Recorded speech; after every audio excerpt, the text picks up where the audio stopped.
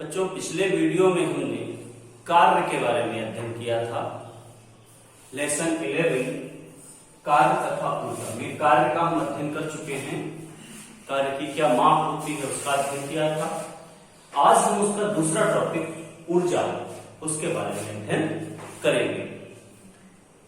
ऊर्जा क्या है, उसका क्या स्वरूप होता है, कितने प्रकार की होती है, इसका अध्ययन हम आज करेंगे। सबसे पहले समझेंगे कि ऊर्जा है क्या।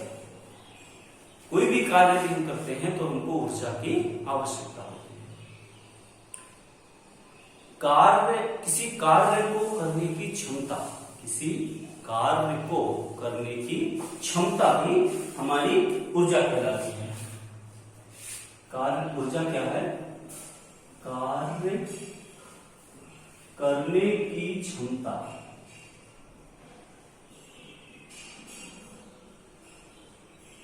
ऊर्जा कहलाती है।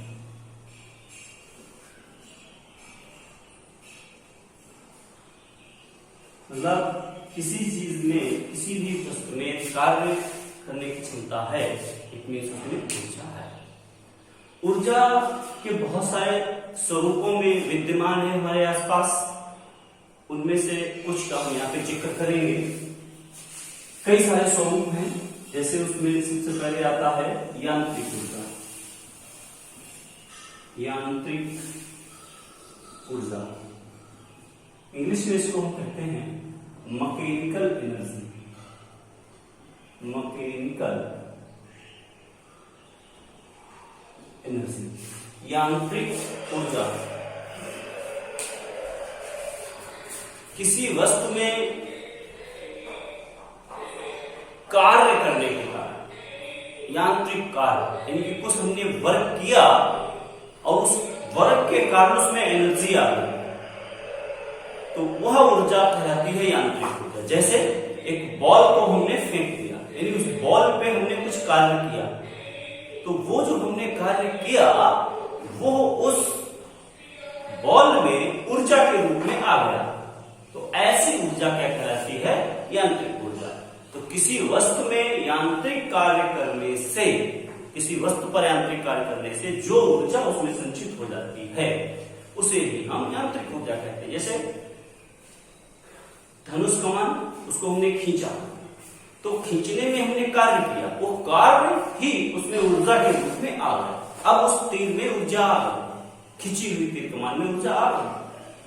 इसका मतलब ये हुआ वो तीर जब जाएगा तो कुछ न कुछ फिर से कार्य करेगा। तो यहाँ पे है क्या? कार्य ऊर्जा में और ऊर्जा फिर कार्य में बदलती रहती है। इसीलिए ऊर्जा का मात्रक और कार्य का मात्रक सेम होता है, यानी कार्य ही ऊर्जा है और ऊर्जा से ही हम कार्य कर सकते हैं। दोनों एक दूसरे में परिवर्तित होते हैं। तो सबसे पहला जो है वही यांत्रिक ऊर्जा। यांत्रिक ऊर्जा यानी कि कोई यांत्रिक करने से, किसी वस्तु पे हम कोई यांत्रिक कार्य करते हैं जिस उसके कारण उसमें ऊर्जा संचित हो जाती है, वो कहलाती है हमारी यांत्रिक ऊर्जा। ये दो प्रकार की होती है। एक इसमें होती है गतिज ऊर्जा,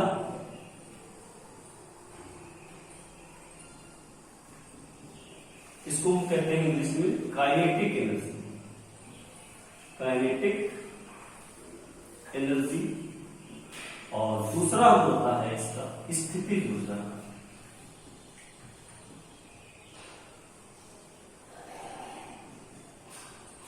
इसको हम कहते हैं पोटेंशियल एनर्जी।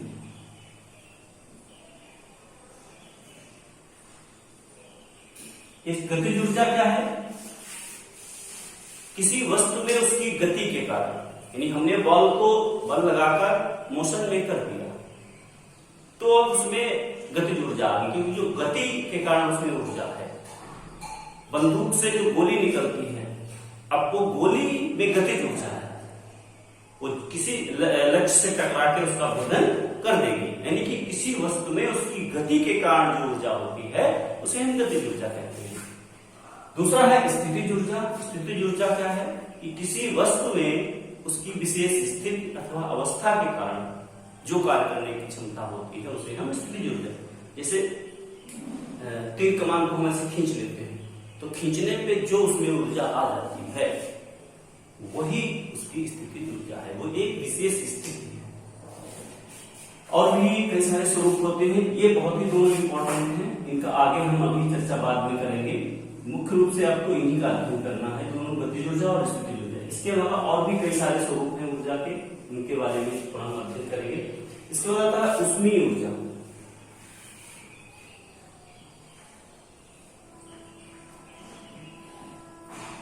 हीट। ऊष्मीय ऊर्जा, कोई ईंधन आप जलाते हैं या कोई भी चीज आप जलाते हैं XYZ, तो उससे हीट प्रोड्यूस होती है, उस हीट को ही हम ऊष्मीय ऊर्जा कहते हैं। इससे के द्वारा भी हम कार्य कर सकते हैं, स्टीम बना सकते हैं, स्टीम से इंजन वगैरह, भाप इंजन वगैरह चलता है। और उसके बाद आता है प्रकाश ऊर्जा, लाइट एनर्जी। जो प्रकाश हमको सूर्य से मिल रहा है वो भी एक प्रकार की ऊर्जा है, इसके द्वारा भी डिफरेंट कार्य हम कर सकते हैं, सोलर सेल वगैरह है और भी कई सारी चीजें। इसके बाद है रासायनिक ऊर्जा।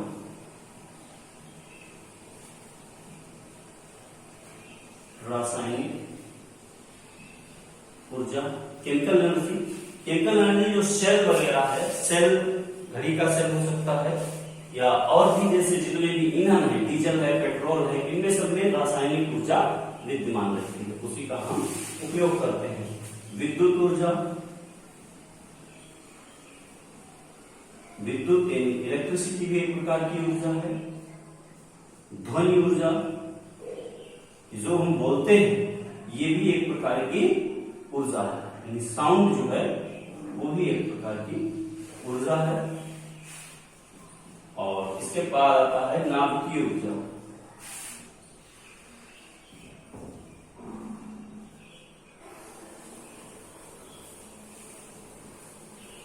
नाभिकीय ऊर्जा जो नाभिकीय विखंडन या संलयन से प्राप्त होती है, जैसे सन पे क्या होता है, नाभिकीय संलयन हो रहा है और उस संलयन के कारण इतनी सारी ऊर्जा प्रोड्यूस हो रही है। या फिर जो परमाणु बम या जो न्यूक्लियर रिएक्टर्स है, वहां पे भी परमाणु विखंडन के द्वारा ऊर्जा उत्पन्न होती है, उस ऊर्जा को हम क्या कहते हैं, नाभिकीय ऊर्जा। और भी बहुत सारे स्वरूप हैं, ये मुख्य मुख्य जो स्वरूप थे वह हमने चर्चा की। मुख्य रूप से आपको जो अध्ययन करना है वो गतिज ऊर्जा और स्थितिज ऊर्जा। तो इसमें हम आज पहले टॉपिक गतिज ऊर्जा का अध्ययन करेंगे।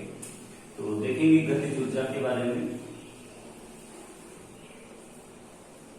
गतिज ऊर्जा,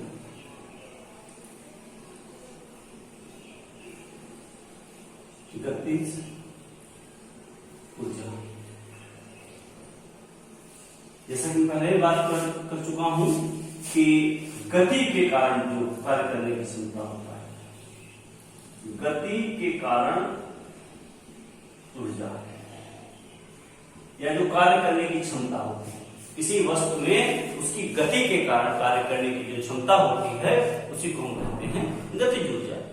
इसमें जो सबसे इंपॉर्टेंट चीज है वो है इसका व्यंजक, इसका सूत्र। इसको हम के से डिनोट करते हैं, काइनेटिक एनर्जी है इसलिए इसको हम डिनोट किससे करेंगे, के से। काइनेटिक एनर्जी, इंग्लिश में इसको हम कहते हैं काइनेटिक एनर्जी, दैट इज के। अब इसका जो व्यंजक है वो बहुत ही इंपॉर्टेंट है, इसको अच्छे से समझिए आप।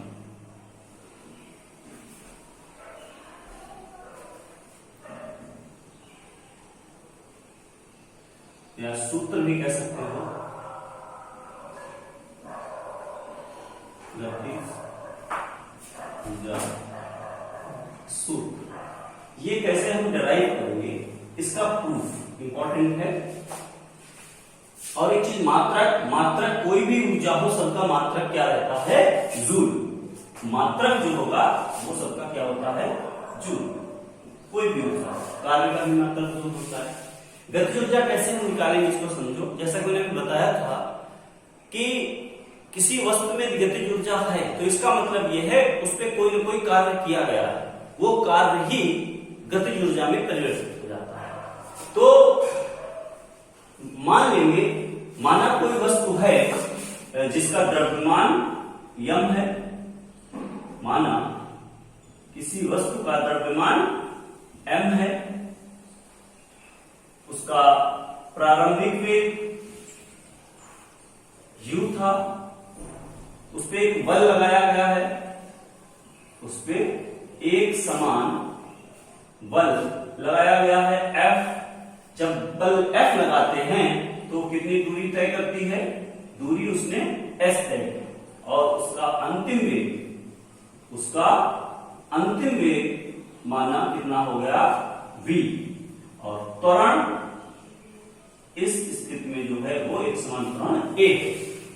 मतलब माना किसी वस्तु का द्रव्यमान m तथा प्रारंभिक वेग u है, उस पर एक समान बल F लगाया जाता है तो वह s दूरी चलकर उसका वेग v हो जाता है, और उसका त्वरण जो है इस दरमियान कितना रहता है a।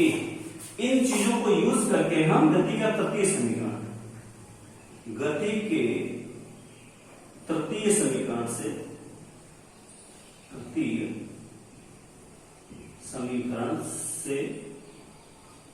समीकरण क्या होता है, v स्क्वायर बराबर u स्क्वायर प्लस 2as। यहां से हम u स्क्वायर को इधर लाएंगे तो v square minus u square equal to 2as। यहां से s बराबर लिख देंगे v square minus u square upon 2a।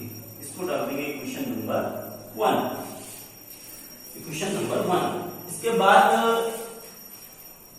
Newton के द्वितीय नियम से, यानी कि जो कार्यरत बल है, यानी जो हमने बल लगाया था, कार्यरत बल वो कितना होगा, वो उसके द्रव्यमान और उसमें उत्पन्न त्वरण के घनफल के बराबर होगा। तो F और m इसको डाल दिया इक्वेशन नंबर 2। तो इस बल के द्वारा जो हमने बल लगाया है वस्तु पर कुछ कार्य होगा, तो कार्य हम निकाल लेंगे। बल द्वारा किया गया कार्य, बल द्वारा किया गया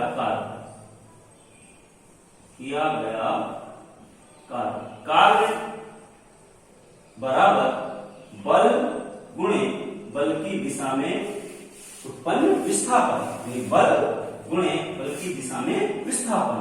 वैल्यू पुट कर देंगे समीकरण 1 व 2 से, वैल्यू पुट कर देंगे समीकरण 1 व 2 से, वैल्यू पुट कर देंगे। F का मान है ma और S का मान है v square minus u square upon 2a। a से कैंसिल आउट हो जाएगा, तो W बराबर आ गया 1/2 m v square minus u square. अब यदि मान लो वस्तु प्रारंभ में विरामावस्था में थी, यानी कि विराम में थी, तो u बराबर 0 होगा। यदि वस्तु प्रारंभ में विरामावस्था में हो, विरामावस्था में हो तो क्या होगा, u बराबर 0, यानी इसका प्रारंभिक वेग 0 हो जाएगा। तो इस केस में हमारा कार्य आ जाएगा 1/2 mv स्क्वायर, यानी कि जो उस बल के द्वारा किया गया कार्य है वो है 12 mv स्क्वायर।